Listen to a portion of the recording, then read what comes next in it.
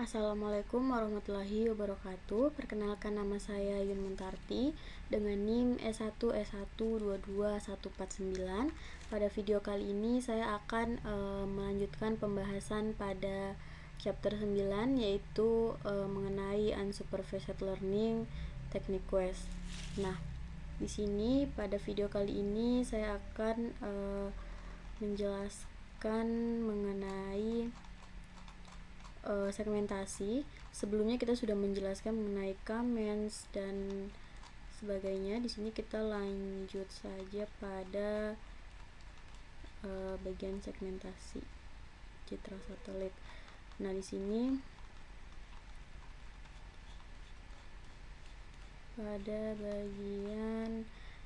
pada bagian using clustering for image segmentation. Nah, di sini kita ketahui bahwa image segmentation itu merupakan tugas untuk membagi gambar menjadi beberapa segmen dalam segmentasi semantik. Nah, semua pixel di sini itu merupakan bagian dari jenis objek yang sama dan akan diterapkan ke segmen yang sama juga. Nah, misalnya dalam sistem penglihatan mobil di sini,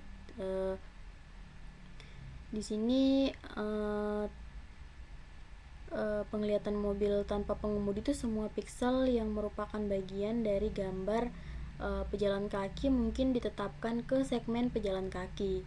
Nah, akan ada suatu segmen di sini berisi semua pejalan kaki. Nah, dalam segmentasi instan itu semua pixel yang merupakan bagian dari objek individual itu yang sama ditetapkan ke segmen yang sama juga. Nah, dalam kasus yang ini akan ada segmen yang berbeda untuk setiap pejalan kaki. Oke, kita di sini tuh akan ada melakukan sesuatu yang jauh lebih sederhana. Kita di sini akan melakukan segmentasi warna. Kita hanya akan menetapkan pixel ke segmen yang sama jika mereka di sini memiliki warna yang sama. Nah, di sini kita lanjut. Kita akan melakukan segmentasi pada citra satelit menggunakan citra satelit dari lokasi rumah saya. Nah, di sini saya menggunakan lokasi rumah saya yaitu di Buton, Kecamatan Lasalibu Selatan. Nah, di sini saya sudah ada gambar dari citra satelitnya. Di sini kita langsung masuk saja pada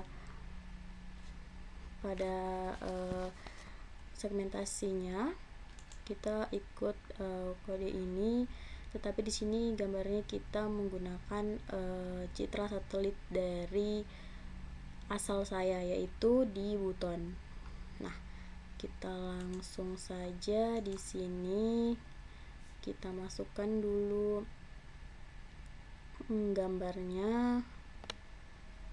Di sini kita buat folder baru. Ini kita beri nama image, kemudian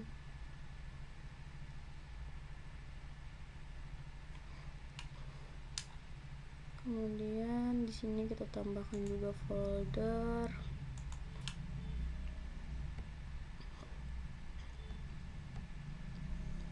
Di sini kita folder ini kita beri nama tadi ini unsupervised learning.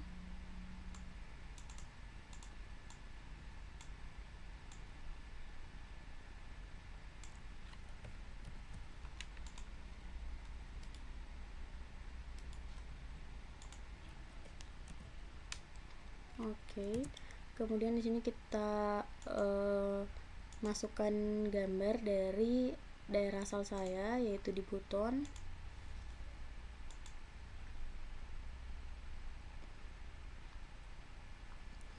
Nah, kita cek apakah sudah masuk. Nah, ini sudah masuk gambarnya. Jadi kita langsung membuat kodenya. Kita sesuaikan juga dengan ini. Nah, kita akan buat seperti ini. Nah, yang pertama di sini kita buat kita mengimpor nampinya dulu. Import nampi. Nah, kita mengimport nampinya ini untuk manipulasi array dan juga operasi numerik.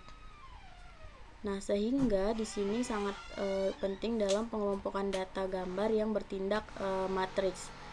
Kemudian kita import OS ini. Fungsinya untuk menangani paths atau jalur file secara fleksibel dan juga lintas sistem operasi, seperti itu. Kemudian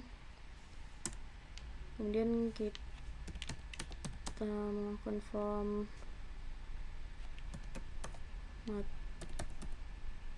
matplotlib. Di sini .image import imret. Nah, ini fungsinya untuk membaca gambar ke dalam array nampinya, seperti itu. Kemudian kita import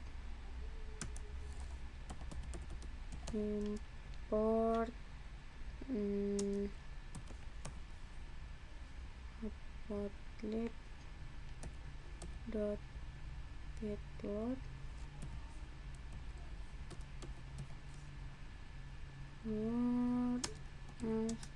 aktif. Nah, ini fungsinya untuk menampilkan gambar dan grafiknya. Ini untuk membuat sebuah modul visualisasi untuk menampilkan gambar dan juga grafik, seperti itu. Kemudian kita transform script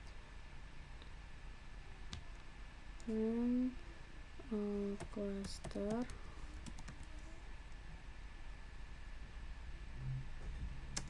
import comments. Nah, ini fungsinya kita mengimpor algoritma comments dari Skletrans yang digunakan untuk melakukan proses klasterisasi atau pengelompokan pixel berdasarkan kemiripan warnanya. Seperti itu. Kemudian kita lanjut sini bukan image invite is join. Nah, oke, kita ini ketikkan di sini image invite sini os dot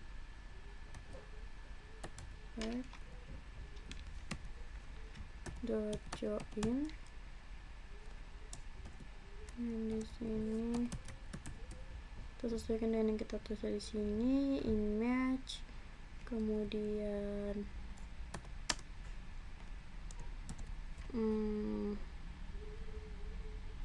unsupported first learning,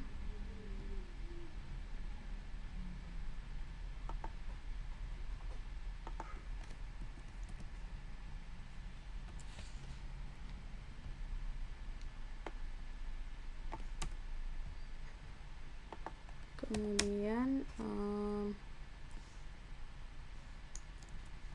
dan button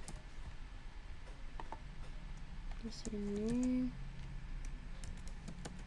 button.jpg.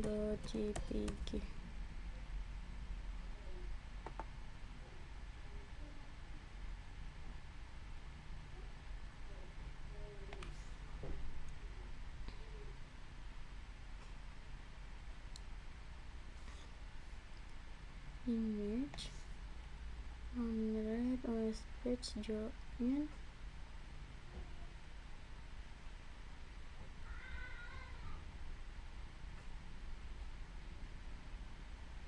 unsupervised learning cocok. Oh, ini kurang komanya. Nah,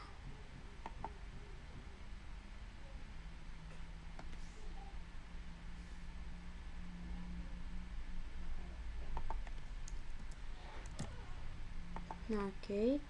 Kemudian nah, ini tuh fungsinya untuk membaca gambar dari page yang kita masukkan tadi, yaitu image unsupervised learning, kemudian button.jpg, dan mengubahnya menjadi array numpy berdimensi tinggi, lebar di sini. Nah, kemudian selanjutnya kita kan image dot shape.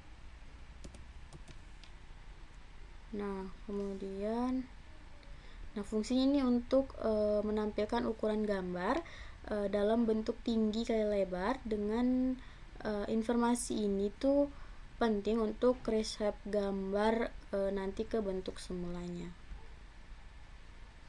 Kemudian lanjut ke di sini kita mengubah array 3 dimensi. Ini x image, kemudian image dot reshape s.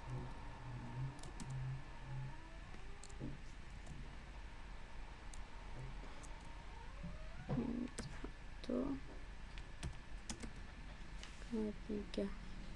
Nah, di sini setiap baris itu mempresentasikan satu pixel dengan 3 nilai. Nah, kemudian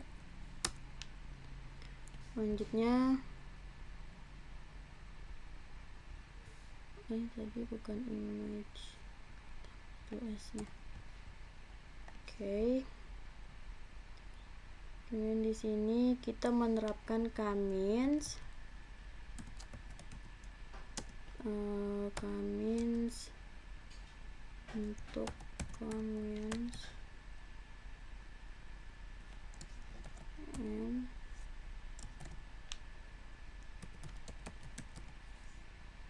clusters sama dengan 8. Sini bakal fit dengan x.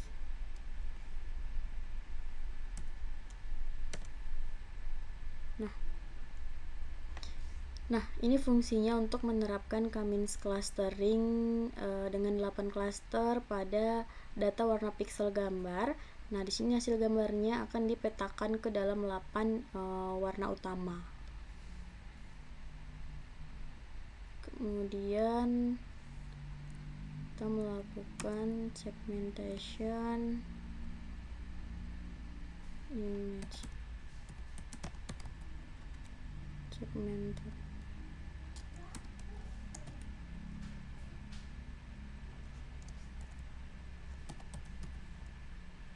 Kemudian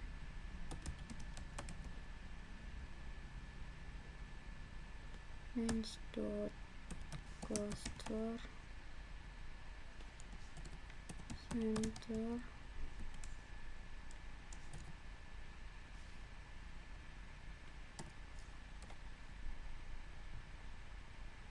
centers sini comments dot troubles.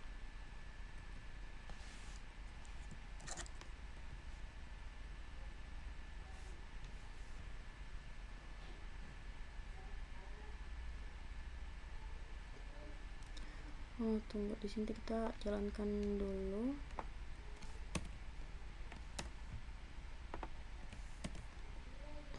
Coba jalankan.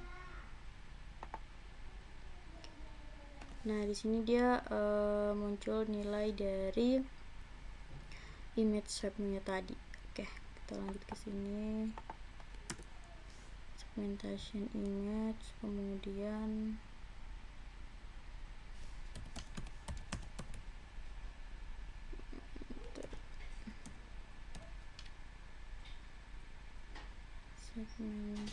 dot image,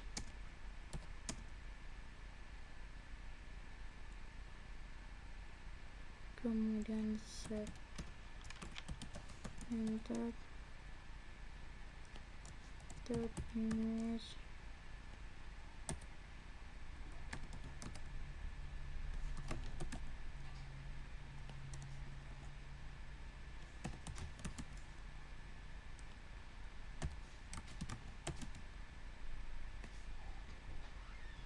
oke. Kemudian segmented image sama dengan oke. Kemudian colornya sama dengan 10 8 6 4 2. Nah, di sini color-nya itu dia mendefinisikan berbagai jumlah warna klaster yang akan dicoba untuk segmentasi nanti. Nah, semakin sedikit jumlah warna, semakin sederhana hasil gambarnya. Seperti itu. Kemudian di sini melakukan for n cluster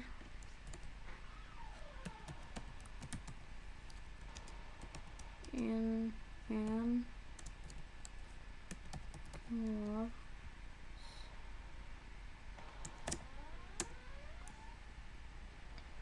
dan comments dengan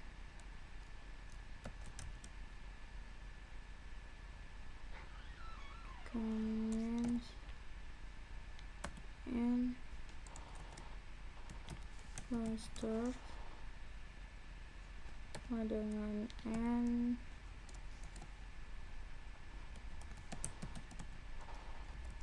cluster n init sama dengan 10. Kemudian random state-nya di sini kita pakai random state-nya 42. Kemudian dot fit nilai x.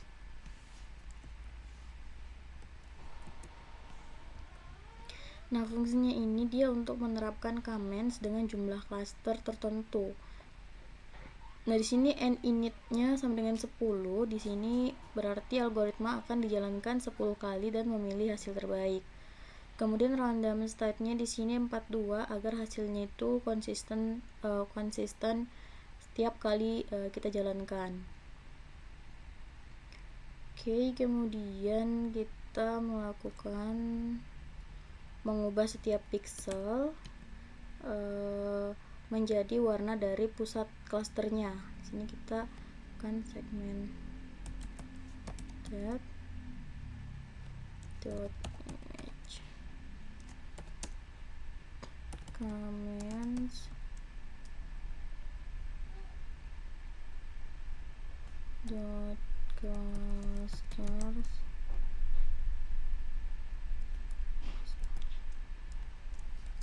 kemudian center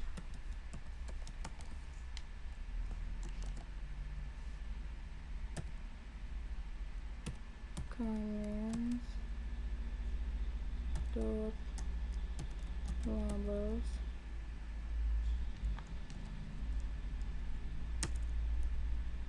kemudian melakukan segmented image dengan image dot trace kemudian image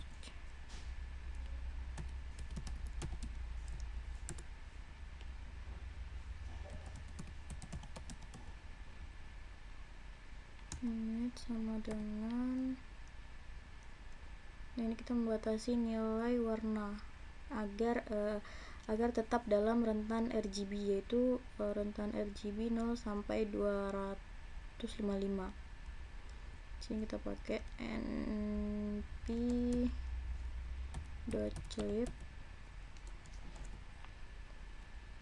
segmented image. Sini kita pakai 0,255. Nah, di sini penting untuk mencegah nilai yang keluar dari batas saat proses konversinya. Gitu. Kemudian kita lanjut ke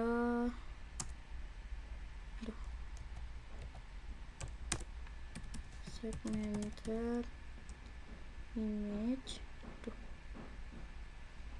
Image. Kemudian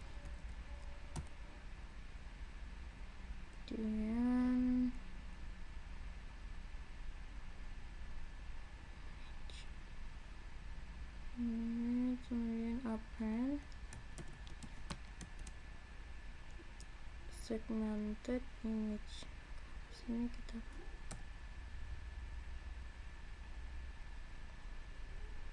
append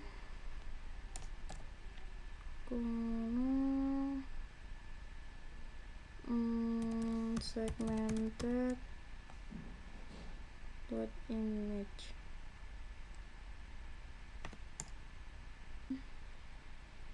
Cluster colors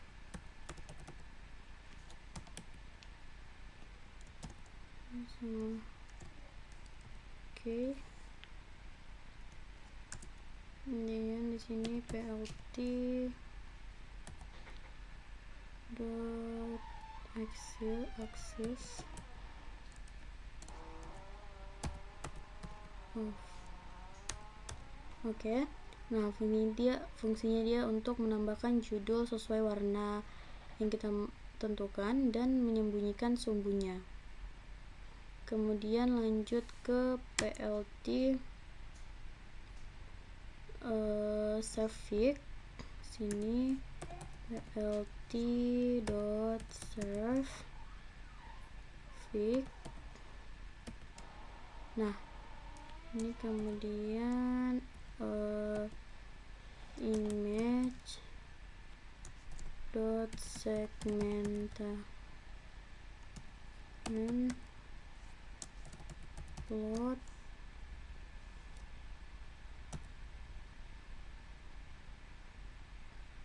png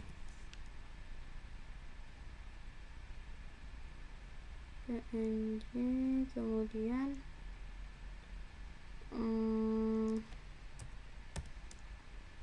di sini baby box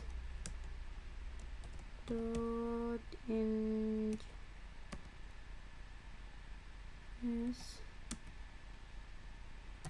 sama dengan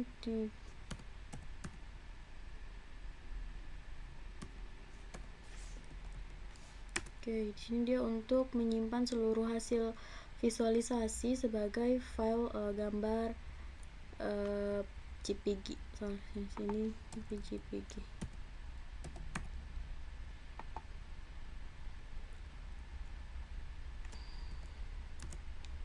Kemudian plt dot show. Sini untuk menampilkan semua plot ke layarnya. Nah, oke, kita coba kita jelaskan dulu di sini. Tadi fungsinya segmentasi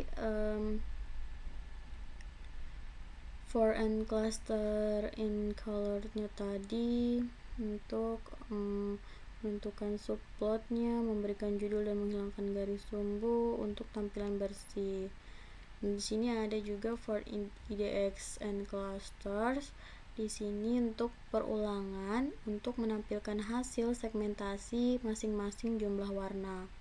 Kemudian menampilkan subplot dari posisi berikutnya, yaitu kolom kedua sampai ke 6.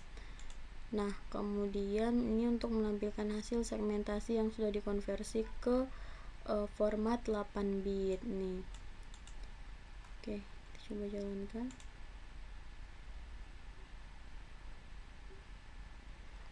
Oke.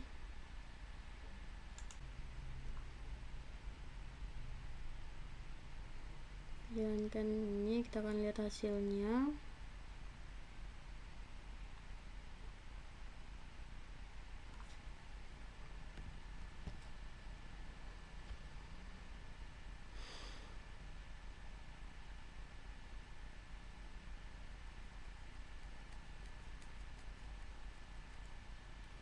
Kita tunggu hasil segmentasinya akan tampil di sini.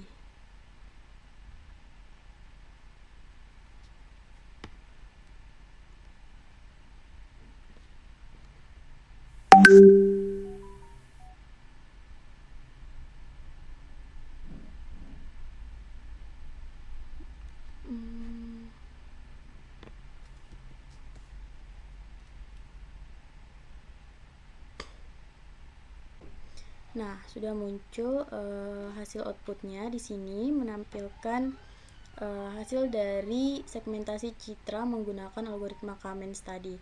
Nah, di sini outputnya itu di bagian kiri atas dia kita bisa lihat gambar asli yang masih memiliki ribuan variasi warna, masih sama gambarnya. Nah, di sini gambar ini menampilkan daerah permukiman dan jalan dari citra satelit yang kompleks. Nah, kemudian di sebelahnya kita lihat di sini hasil segmentasi dengan 10 warna. Nah, pada versi ini detail gambar masih cukup utuh. Nah, di sini kita bisa membedakan antara pohon, bangunan, dan jalan dengan jelas karena jumlah klaster warnanya itu masih cukup banyak, yaitu 10 color. Kemudian selanjutnya di sini pada gambar dengan 8 warna, kompleksitas warnanya itu mulai sedikit berkurang, tetapi elemen penting seperti vegetasi dan juga bangunan masih cukup terlihat. Nah, kemudian di sini masuk ke 6 dan 4 warna, kita mulai kehilangan beberapa detail kecil. Nah, di sini warna-warna yang mirip dikelompokkan menjadi satu sehingga objek-objek yang sebelumnya memiliki gradasi kini tampil dalam warna yang lebih seragam. Kemudian terakhir pada warna 2 warna, hasilnya sangat sederhana. Seluruh gambar hasil ini hanya dibagi menjadi dua kelompok. Warna. Meskipun kehilangan detail warnanya, hasil ini bisa berguna dalam konteks tertentu seperti memisahkan area hijau dan juga non hijau atau objek dan latar belakang. Nah, jadi dari output ini bisa kita lihat bagaimana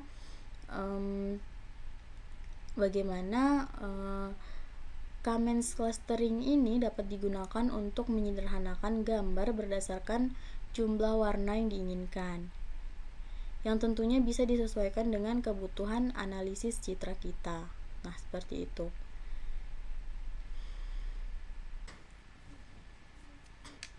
Nah, sampai di sini pada pembahasan segmentation. Kita lanjut setelah using clustering for processing. Di sini kita lanjut pada materi using clustering for semi supervised learning. Nah, di sini kita akan melihat bagaimana cara melatih model logistik regression hanya dengan 50 data yang berlabel dari dataset angka, yaitu digits dataset, dan bagaimana kita bisa meningkatkan akurasinya dengan bantuan teknik clustering. Nah, di sini kita langsung saja kita buat idenya. Di sini sebelumnya kita sudah membahas pada bagian sebelumnya. Di sini kita lanjut pada selanjutnya. Oke. Nah, Di sini perlu kita ketahui bahwa sebelum kita melatih model logistik regressionnya, kita harus menyiapkan data terlebih dahulu. Kemudian dataset yang digunakan di sini itu adalah digit dataset dari scikit-learn. Nah, dataset ini tuh berisi gambar angka tulisan tangan dari 0 sampai 9 dengan ukuran 8x8 pixel yang sudah dikonversi menjadi array numerik. Nah, langkah pertama kita panggil datasetnya dan pisahkan antara data latih dan data uji menggunakan kode yang akan kita tuliskan di sini. Pertama di sini kita buat dulu form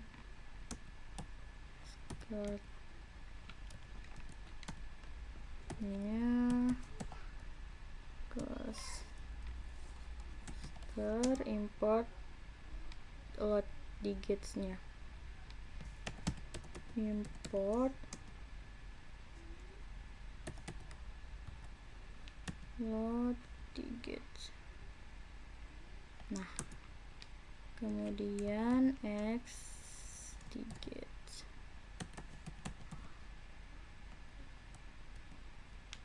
kemudian y digits dengan load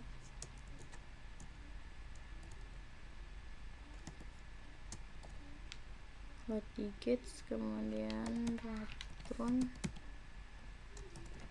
x y sama dengan true, kemudian x try y test y try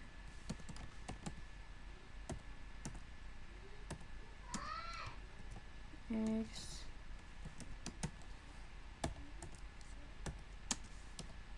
y test x try. Coba kita sambil lihat pada buku.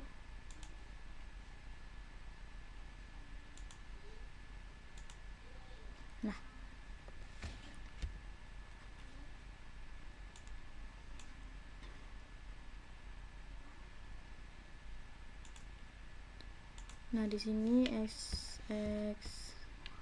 train y train sama dengan x digit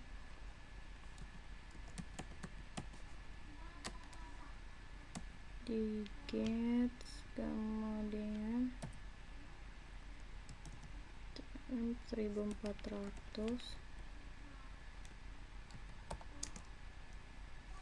y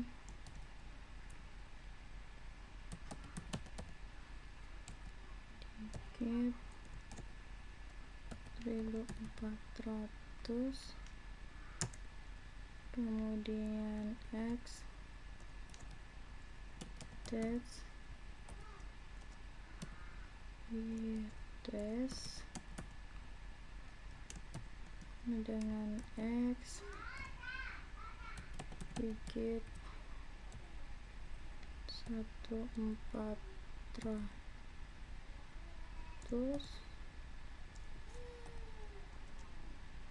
y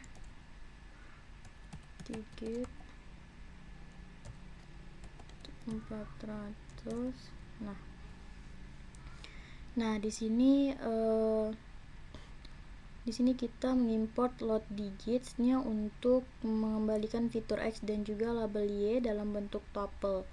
Kemudian di sini kita ambil 1400 data pertama untuk dijadikan data latih, yaitu x train dan juga y train, dan sisanya untuk data uji yaitu x test dan juga y test.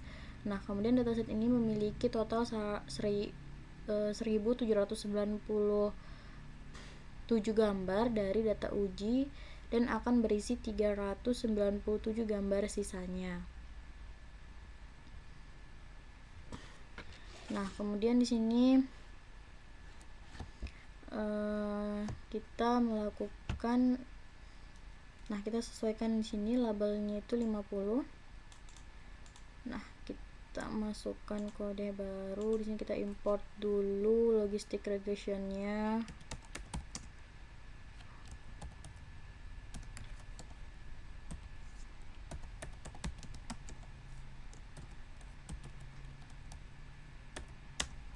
Kita import logistic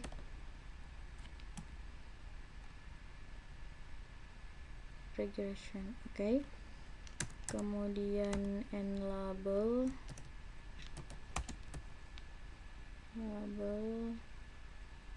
sama dengan 50. Kemudian log regressionnya sama dengan logistic regression multi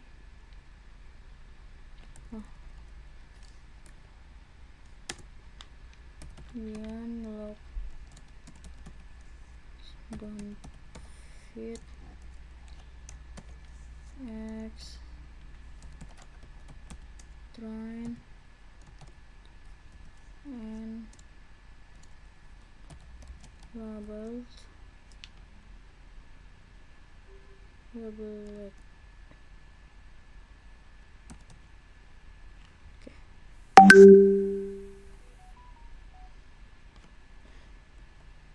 Kemudian train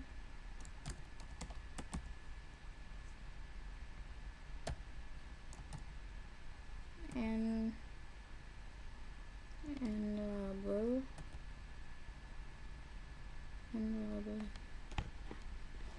oke.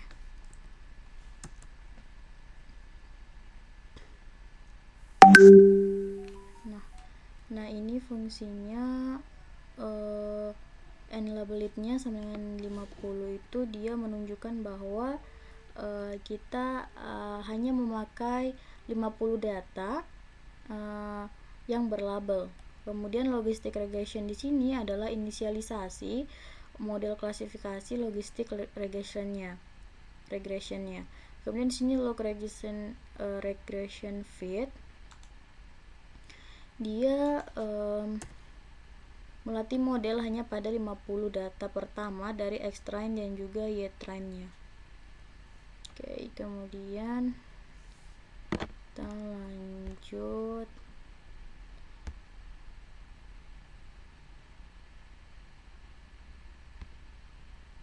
Setelah model dilatih dan kita bisa mengukur performanya.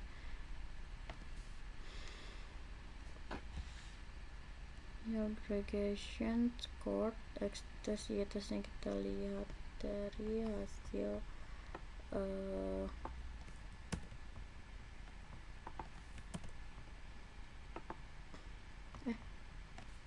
kita jalankan dulu, sorry.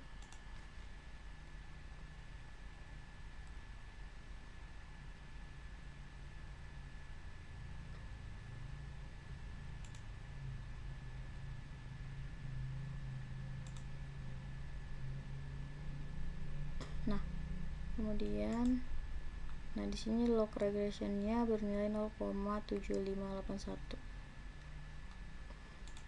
Dan selanjutnya di sini log regression score dari X-train Y-train dan kita jalankan. Skornya itu dari log regressionnya itu 0,8021 sekian. Dan selanjutnya kita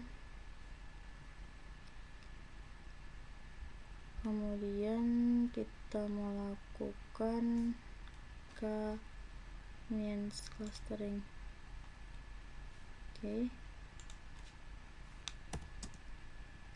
sama dengan 50 comments sama dengan comments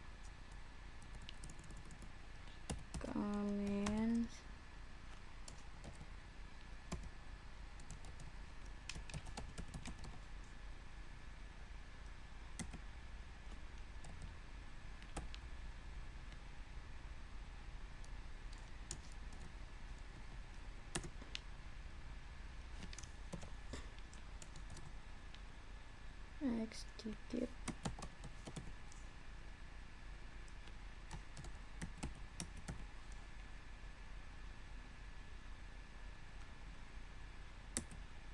dikit this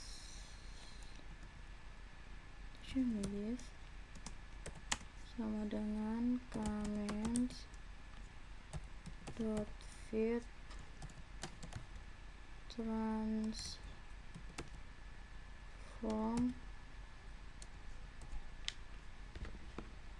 extrain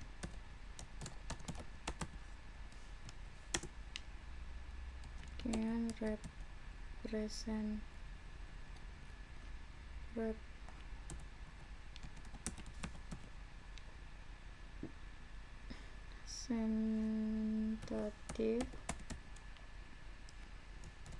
dikit idx dengan np dot r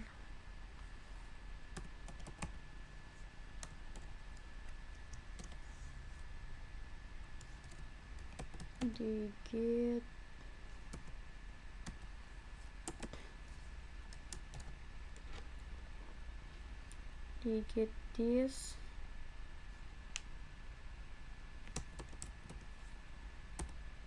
akses sama dengan 0 kemudian x representative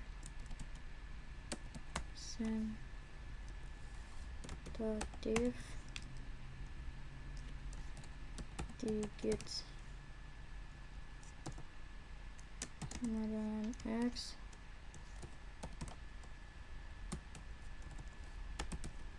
train representative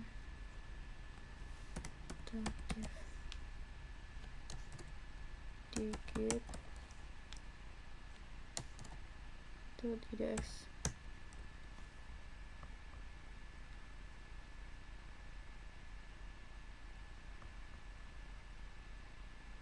x dikit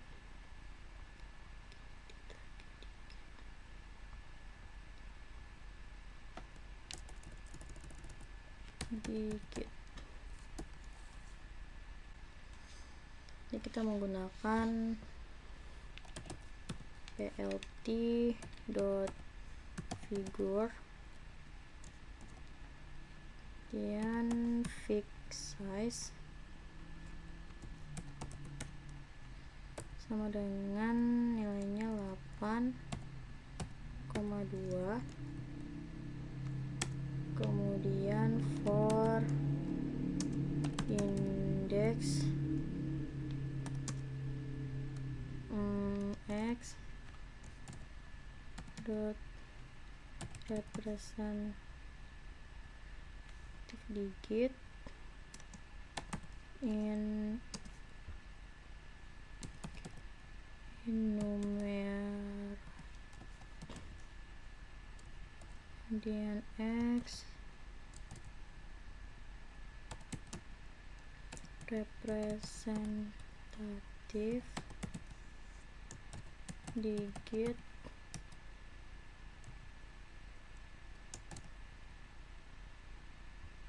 kemudian plt dot subplot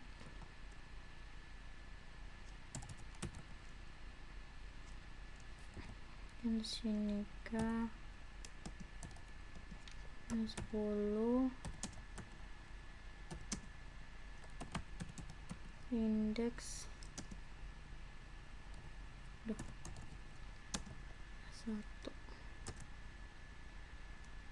kemudian plt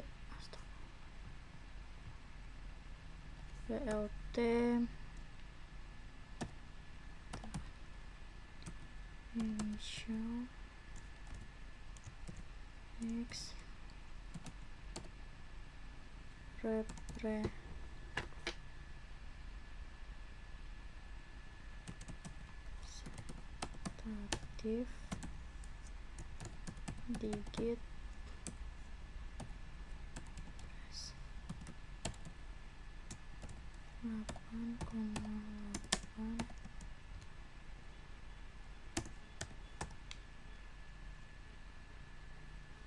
kemudian cmap dengan binary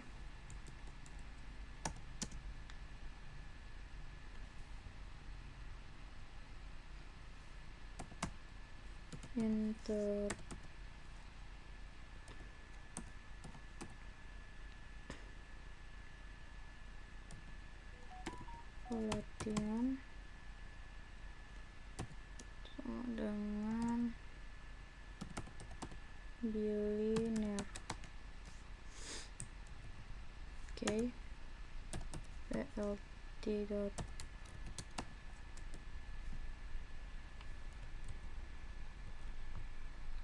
plt.access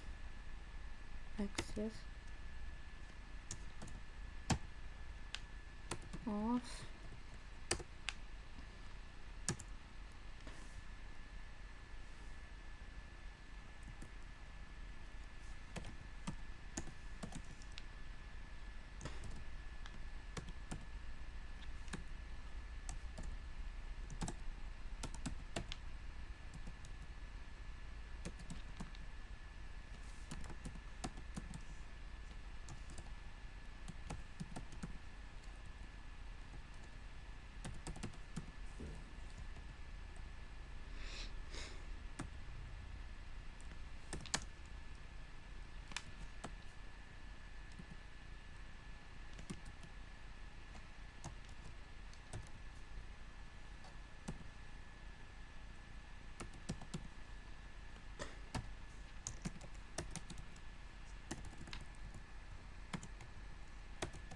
false,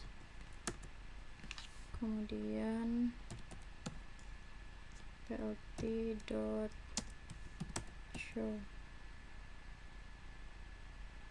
Nah, oke. Dan berikutnya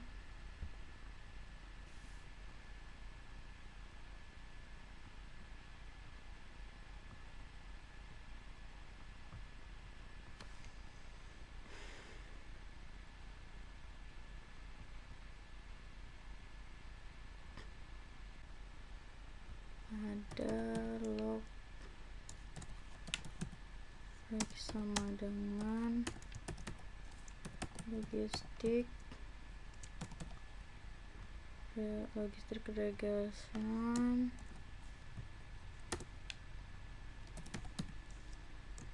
log regression dot fit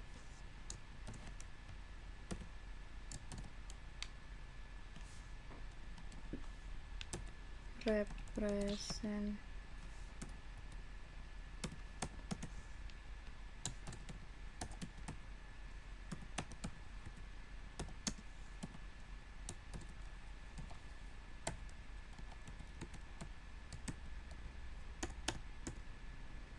representative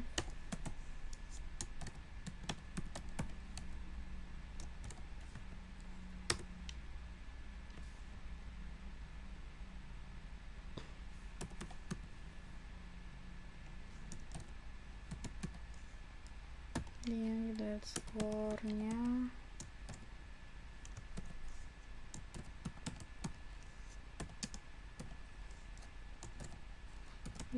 tes. Oke, kemudian berikutnya untuk melakukan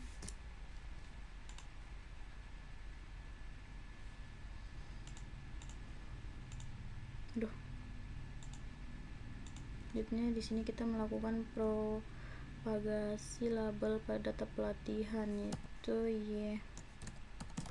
train propagate np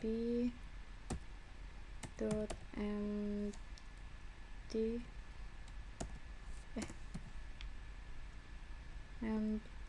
kemudian sini x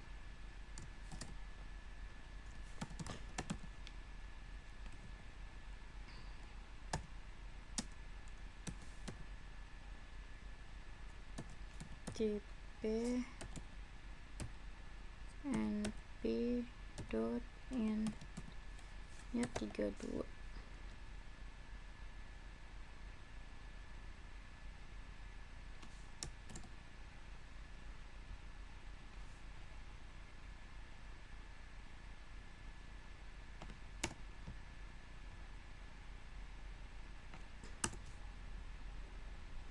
Kemudian for i in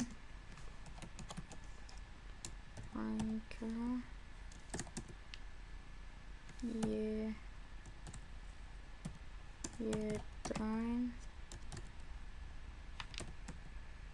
propa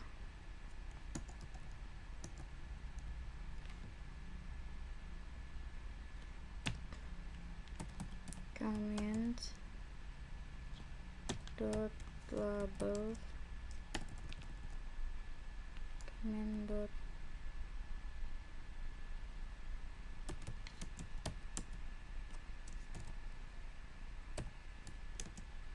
labels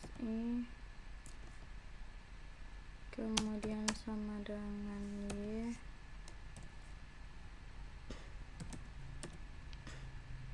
representative digit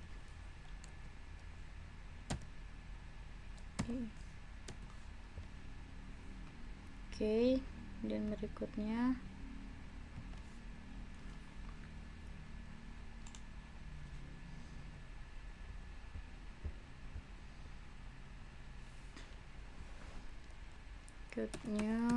log dot sama dengan logistic regression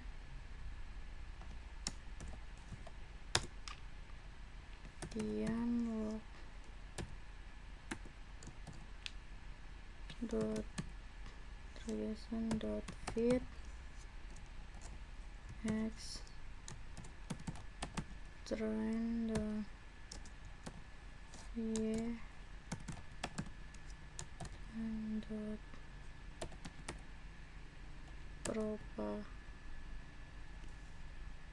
propaganda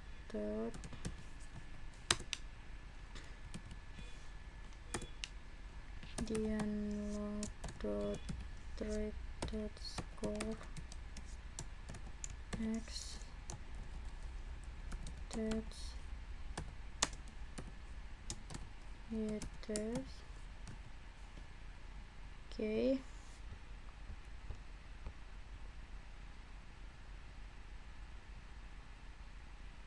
Kemudian percentage line dot class rate sama dengan 20.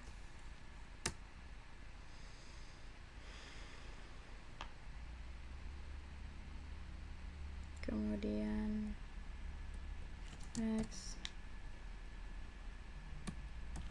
cluster dit dengan x dot digit this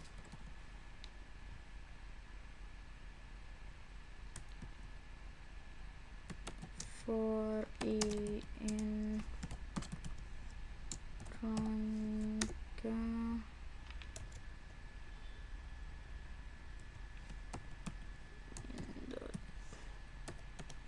cluster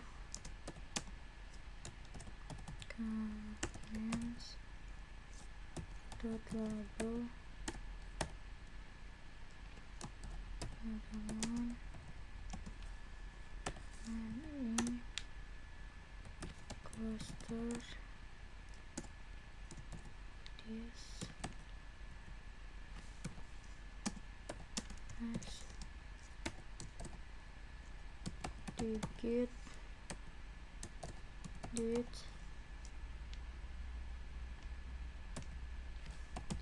in that cluster.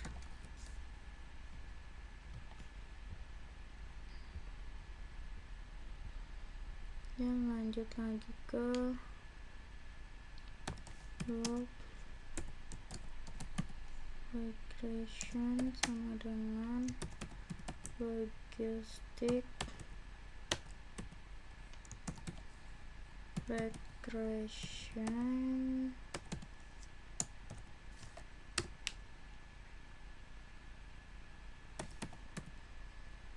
log dot fit x train y train, kemudian log rex dot score train tuh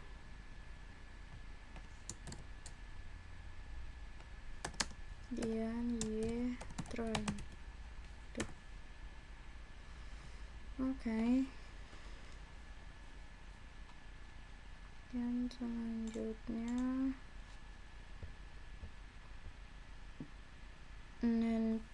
NP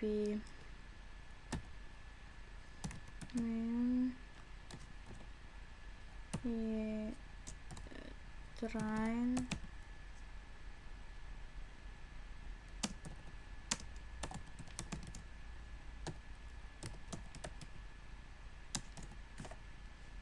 ini kita sudah jalankan berhasil. Hasil dari di sini kan K sama dengan 50 tadi dia digunakan di sini kita ambil satu data yang paling mendekati pusat cluster. Nah, data ini disebut representative image.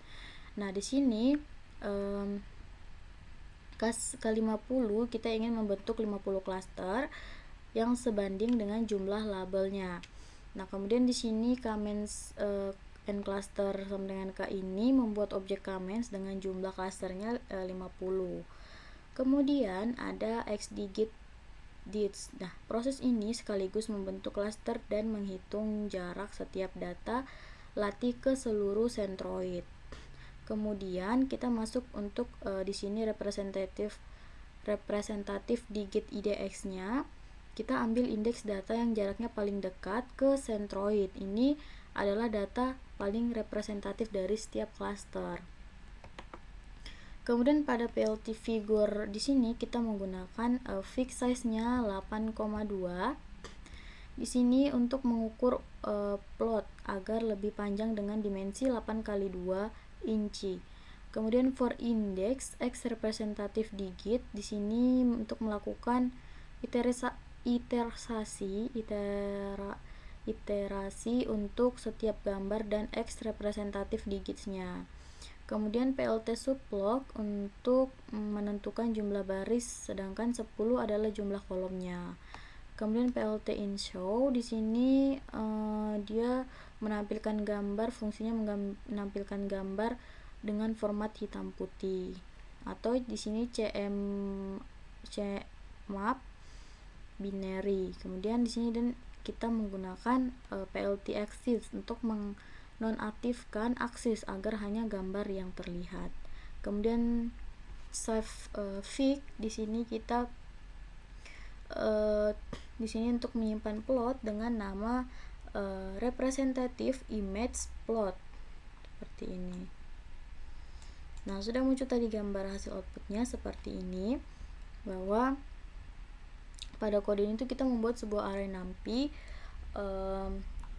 Di sini kita membuat sebuah array NumPy yang berisi angka-angka dari representatif dataset yang digunakan.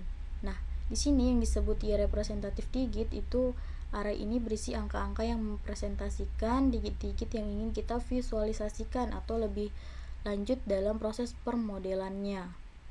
Seperti itu. Kemudian di sini selanjutnya kita akan melatih model logistik dengan mengevaluasi akurasinya pada data uji dengan menggunakan data representatif yang telah kita miliki. Nah, kita akan melihat seberapa baik sih model ini dapat dilakukan prediksinya. Itu. Kemudian di sini train propagated ini dia fungsinya di sini kita membuat array kosong dengan panjang yang sama dengan data pelatihan yaitu xtrain. Nah, kemudian array ini akan digunakan untuk menyimpan label yang dipropagasi ke setiap data pelatihan setelah proses klasterisasi. Kemudian di sini terdapat hasil dari total iterationnya itu 0,8161 sekian. Nah, kemudian di sini lanjut pada persentil closednya. Di sini bernilai 20. Maksudnya di sini pada kode ini kita akan memilih data yang memiliki jarak lebih dekat dengan pusat klaster untuk propagasi label. Nah, di sini data dengan jarak yang lebih jauh dari persentil ini akan diberi tanda -1 seperti ini. Kemudian yang menunjukkan bahwa data tersebut tidak propagasi labelnya di sini. Kemudian dia akan memilih data yang valid untuk mempropagasi label berdasarkan hasilnya. Kemudian di sini terdapat log regression. Pada kode ini dia fungsinya untuk menggunakan data pelatihan yang telah dipropagasi. Nah, label secara parsial dan kemudian di sini mengevaluasi akurasinya pada data uji itu. Nah, di sini dilihat dari hasilnya, outputnya. Kemudian di sini kita masuk pada menghitung persentase dari kesamaan antara label yang telah dipropagasi secara parsial dan label aslinya pada data pelatihan yang dipilih untuk propagasi. Nah, fungsi dari kode ini tuh untuk membandingkan apakah label yang dipropagasi secara parsial sama dengan label asli pada data yang dipilih. Seperti itu. Nah, masuk pada di sini dilihat demikian di sini hasilnya bahwa menghitung rata-rata dari hasil perbandingan tersebut, hasilnya adalah presentasi dari data yang dipropagasi labelnya dengan benar. Nah, baiklah, kemudian kita lanjut. Di sini kita akan membahas salah satu algoritma clustering juga yang sangat berguna dalam dunia machine learning, yaitu DBS-Chan. Nah, di sini kepanjangan dari DBS-Chan yaitu Density Based Spatial Clustering of Application with Noise. Nah, algoritma ini tuh algoritma ini tuh cukup unik karena berbeda dengan metode clustering seperti K-means dan metode lainnya. Karena di sini yang kita butuhkan tentunya jumlah cluster di awal. Nah, DBS-Chan ini justru lebih fleksibel karena ia membentuk cluster berdasarkan kepadatan data. Nah, DBS-Chan ini sangat cocok digunakan untuk dataset yang memiliki bentuk klaster tidak beraturan dan juga mengandung outlier atau noise, karena algoritma ini tuh mampu memisahkan titik-titik yang tidak termasuk dalam klaster sebagai anomali. Kita langsung saja di sini kita buat ada bagian DBS Chan. Oke.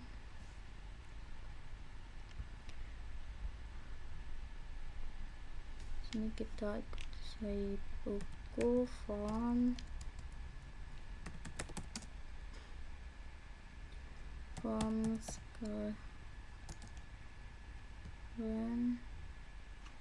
dot cluster import DBS Chan-nya dulu, DBS Chan. Kemudian from scalert dataset, kemudian import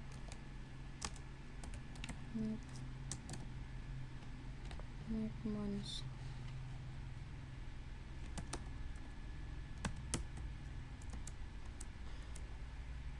Kemudian XY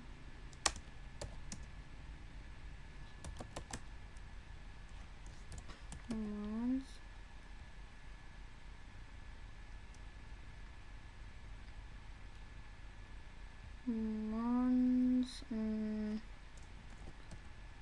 and dot sampelnya berapa nih? 1000. Duh.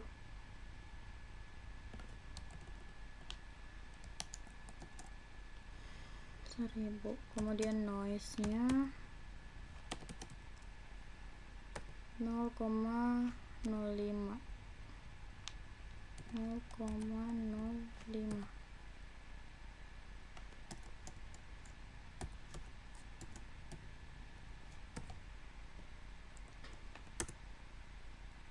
Kemudian DBS Chan apps-nya 0,05.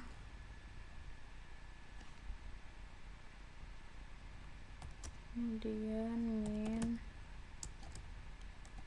samples dengan 5, DBS Chan dot fit x. Nah, di sini kita langsung menerapkan algoritma DBS Chan. Di sini kita menggunakan Python, kemudian kita akan menggunakan dataset mons dari scikit-learn yang berbentuk dua lengkungan dan cocok untuk menguji performa DBS Chan dalam mengenali pola klaster yang kompleks. Nah, coba jalankan. Nah, di sini muncul dari DBS Chan-nya seperti ini. Nah, tadi di sini kita pertama mengimport algoritma DBS Chan, kemudian mengimport fungsi untuk membuat dataset yang berbentuk dua bulan sabit, nanti kemudian membuat 1000 data dengan sedikit noise agar data lebih realistis. Kemudian membuat objek DBS Chan dengan radius tetangga 0,05. Kemudian dan minimal 5 titik untuk membentuk klaster. Kemudian menjalankan DBS Chan untuk mengelompokkan data berdasarkan kepadatan. Nah, ini hasil outputnya. Kemudian lanjut DBS Chan dot label. Di sini kita setelah algoritma DBS-Chan dijalankan, DBS-Chan labels di sini menyimpan label cluster yang diberikan ke setiap data. Nah, data yang tidak termasuk dalam cluster akan diberi label -1. Nah, yang menandakan bahwa data tersebut dianggap sebagai noise atau outlier. Seperti itu. Nah, muncul hasilnya, datanya seperti ini. Nah, jika suatu data di sini diberi tanda min seperti ini, -1. Nah, di sini berarti data tersebut tidak masuk ke klaster manapun, dianggap noise oleh DBS-Chan-nya, seperti itu. Kemudian selanjutnya di sini len DBS-Chan dot core sampel indicus. Kemudian setelah menjalankan algoritma DBS-Chan, kita bisa melihat informasi penting tentang inti cluster menggunakan beberapa atribut. Nah, di ini kita coba jalankan. Nah, di sini mengembalikan jumlah core poinnya. Di sini poinnya 775. Nah, di sini titik-titik yang dianggap pusat dari klaster di sini karena memiliki cukup banyak tetangga di sekitarnya sesuai parameter min sampelnya. Kemudian selanjutnya DBS-Chan dot core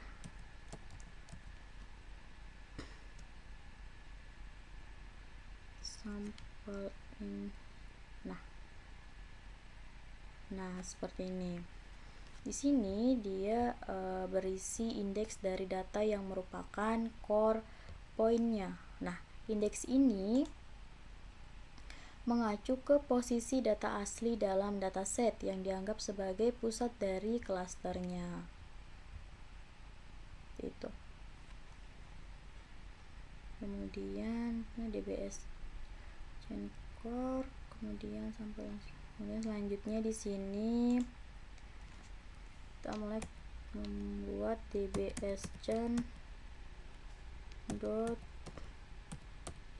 komponen.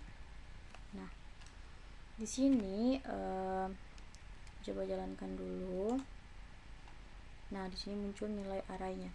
Nah, di sini dia berisi nilai array dari core samples-nya. Nah, di sini bukan hanya indeksnya. Artinya, ini adalah kumpulan data titik dari inti, yaitu core point. Nah, dalam bentuk array di sini bisa langsung digunakan untuk visualisasi atau analisis lebih lanjut. Nah, jadi kita membuat fungsi untuk memvisualisasikan hasil klasterisasi menggunakan DBS-Chan. Lalu di sini akan kita membandingkan dua hasil klasterisasi dengan parameter yang berbeda. Nah, kita akan tampilkan ini klasterisasi using two different next board radius. Oke, kita coba buat dev plot DBS-Chan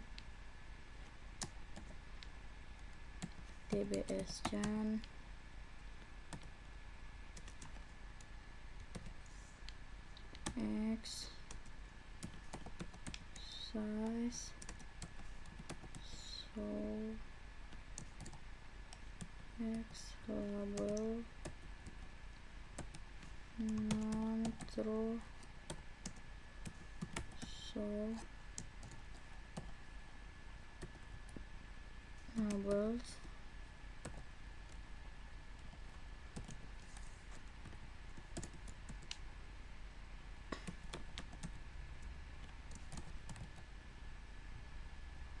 core max. Nah, dengan np dot zeros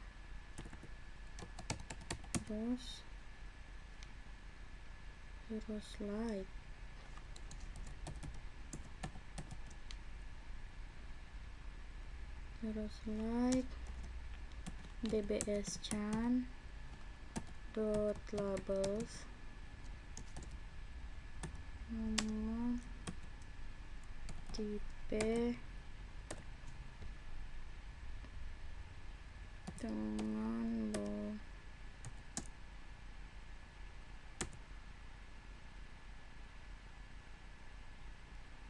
kemudian core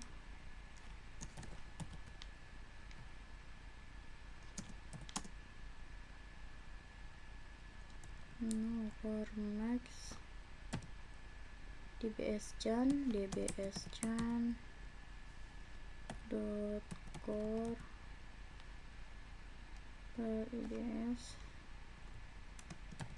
dengan true. Okay. Anomali dot max sama dengan D.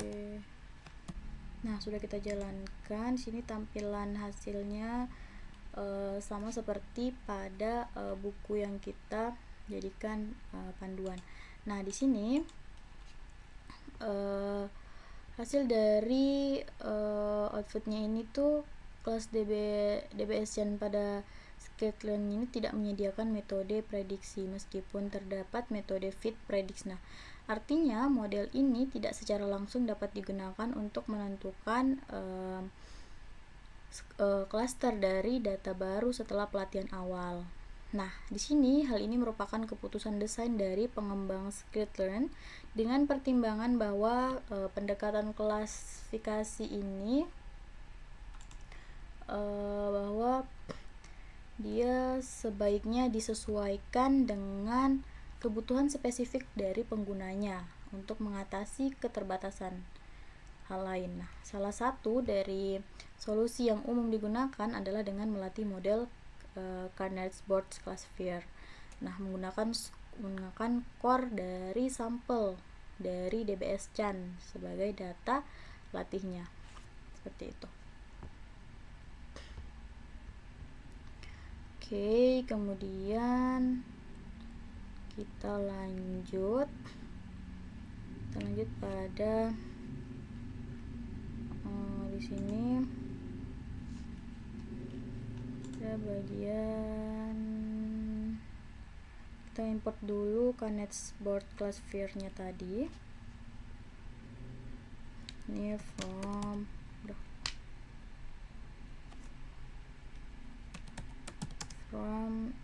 sk dot make board import kn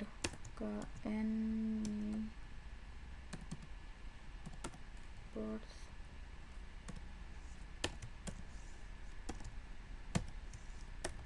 classifier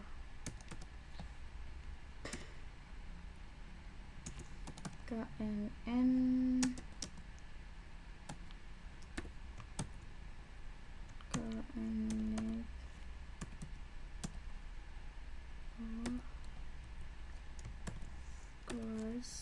classifier and make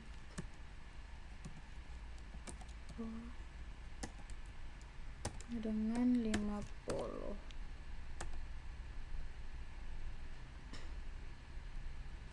Kemudian ke knn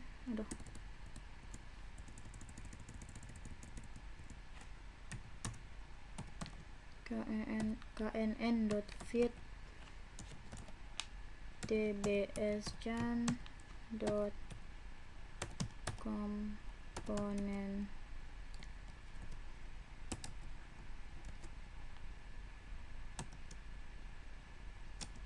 dbschan dot labels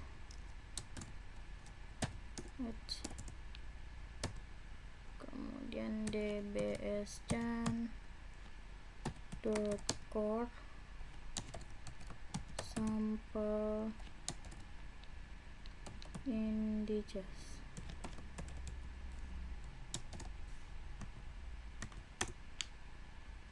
Nah, oke. Nah, di sini dari from ini import KNN, kita membuat model KNN dulu dengan 50 tetangga terdekat. Kemudian data latih diambil dari core point hasil dbschan. Kemudian model KNN di sini dilatih untuk dapat memprediksi klaster data baru berdasarkan informasi yang telah dipelajari dari hasil dbschan-nya. Nah, hasilnya akan seperti ini. Itu kan neighbors classifier dengan neighbors-nya itu 50 neighbors. Oke. Nah, kemudian di sini kita sudah buat setelah model KNN dilatih menggunakan core samples dari dbschan, kita dapat menggunakan untuk prediksi klaster dari data baru. Seperti ini contohnya.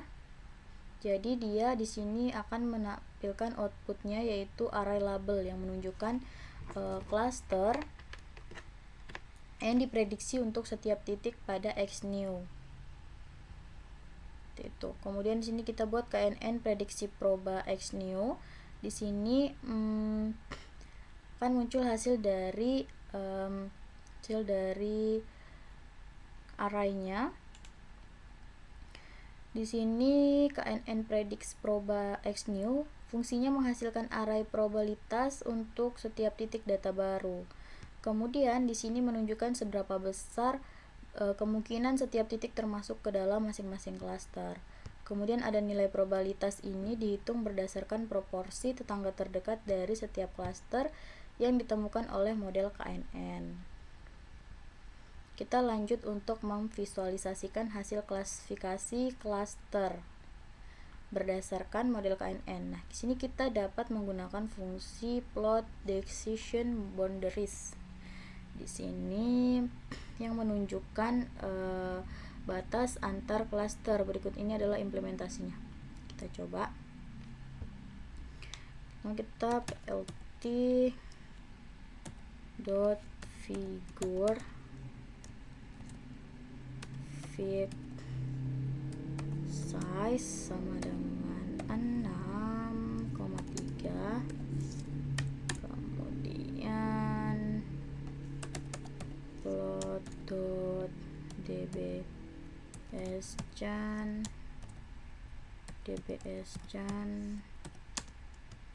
x size nya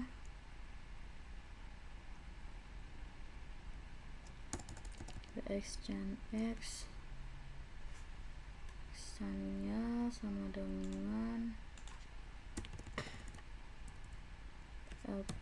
lt.show.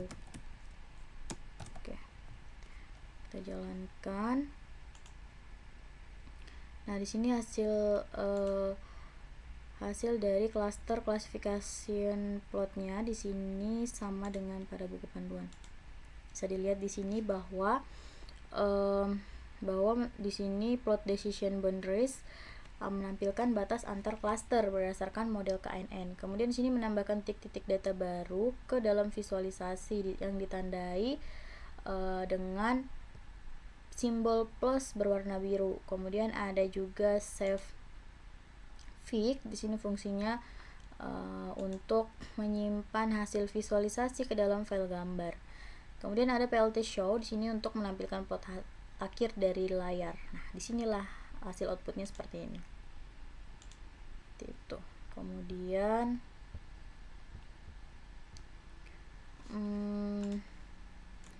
selanjutnya di sini atau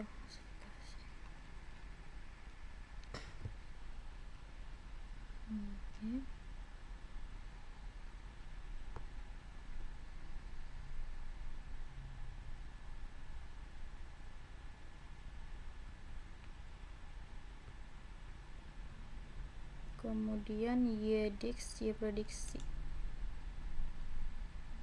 Nah, kemudian selanjutnya, oke, sampai sini aja.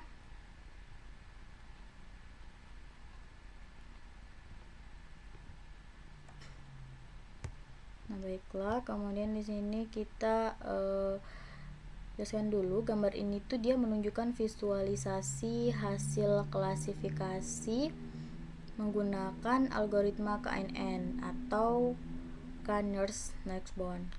Nah, dari latar belakang yang berwarna-warni ini menggambarkan